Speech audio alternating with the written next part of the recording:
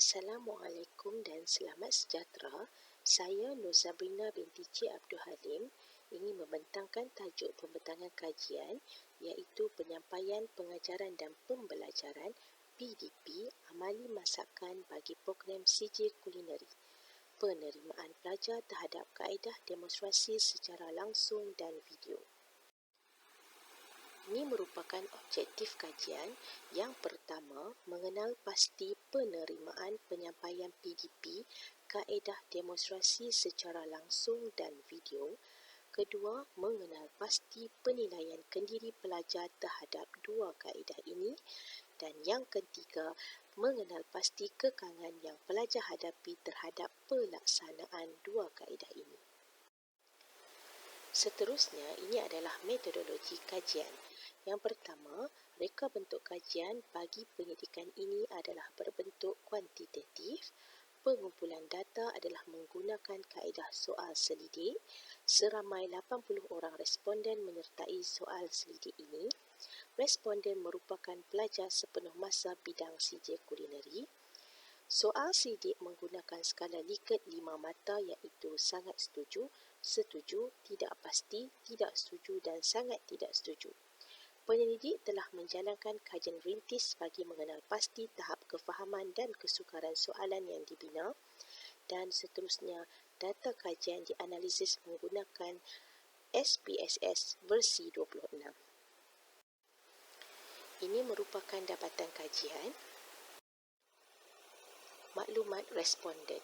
Umur responden 98.8% merupakan umur lingkungan 18 hingga 25 tahun, manakala 1.3% lingkungan umur 34 hingga 41 tahun. Jantina responden. Seramai 56.3% merupakan perempuan, manakala 42.5% merupakan lelaki. Bangsa responden. Bangsa terdiri pada 96.3% berbangsa Melayu dan 3.8% berbangsa India.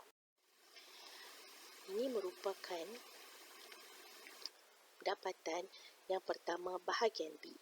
Demonstrasi secara langsung ketika kelas bersemuka oleh pesyarah adalah lebih mudah difahami oleh saya dan saya boleh melaksanakan dan mempraktikkan amali yang dipelajari dalam kelas tersebut. Dapatan menunjukkan bahawa 58.8% pelajar sangat setuju terhadap demonstrasi secara langsung ketika kelas bersemuka oleh pesyarah. Dapatan kedua, saya berpendapat bahawa video amali yang dikongsikan oleh pesyarah ketika PDP secara atas talian agak sukar dilaksanakan di rumah tanpa bimbingan dari pesyarah secara langsung. Dapatan menunjukkan 63.7% pelajar setuju bahawa video amali yang dikongsikan oleh pesyarah ketika PDP secara atas talian agak sukar dilaksanakan di rumah. Dapatan ketiga, saya berasa selesa mempelajari amali dengan melihat video yang dikongsikan oleh pesyarah kerana saya kurang yakin untuk melaksanakan amali secara bersemuka kerana bimbang hasil produk saya kurang memuaskan. Dapatan menunjukkan 32.5% pelajar setuju bahawa mereka selesa mempelajari amali dengan melihat video yang dikongsikan oleh pesyarah kerana mereka kurang yakin untuk melaksanakan amali secara bersemuka. Dapatan keempat, PDP amali secara kaedah melihat video adalah lebih mudah kerana saya boleh mengulangi video tersebut jika ada proses yang saya kurang jelas. Dapatan menunjukkan 60% pelajar setuju PDP amali secara kaedah melihat video kerana mereka boleh mengulangi video tersebut. Dapatan kelima, produk yang saya hasilkan di rumah untuk tujuan penilaian pesyarah perlu diperbaiki kerana ia kurang sempurna tanpa pemantauan pesyarah dari segi rasa, porsi hidangan dan rupa bentuk. Dapatan menunjukkan 60% pelajar setuju produk yang mereka hasilkan di rumah untuk tujuan penilaian pesyarah perlu diperbaiki dari segi yang disebutkan di atas. Dapatan keenam, saya memilih untuk belajar amali secara bersemuka dengan melihat demonstrasi secara langsung oleh pesyarah berbanding belajar secara atas talian.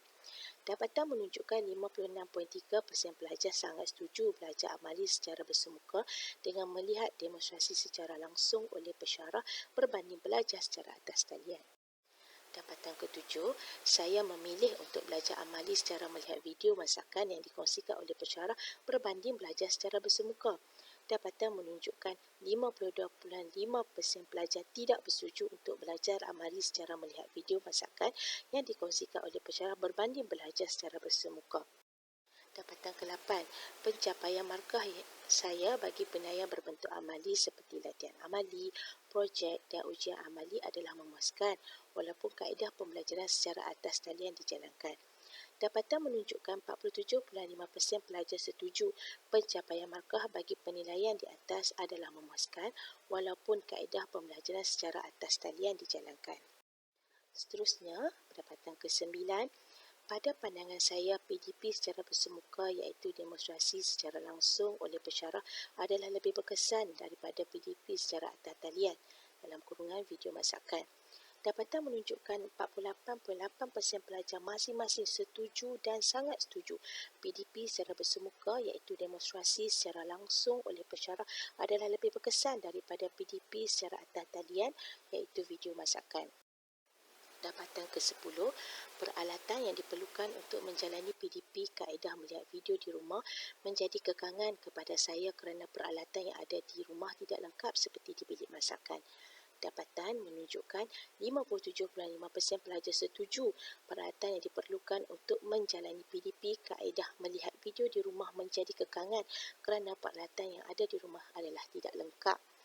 Dapatan ke-11, pelaksanaan PDP kaedah demonstrasi secara langsung adalah bertepatan dengan konsep kursus masakan kerana memerlukan teknik yang dilihat secara bersemuka agar saya dapat mempelajari teknik tersebut di dalam bengkel masakan.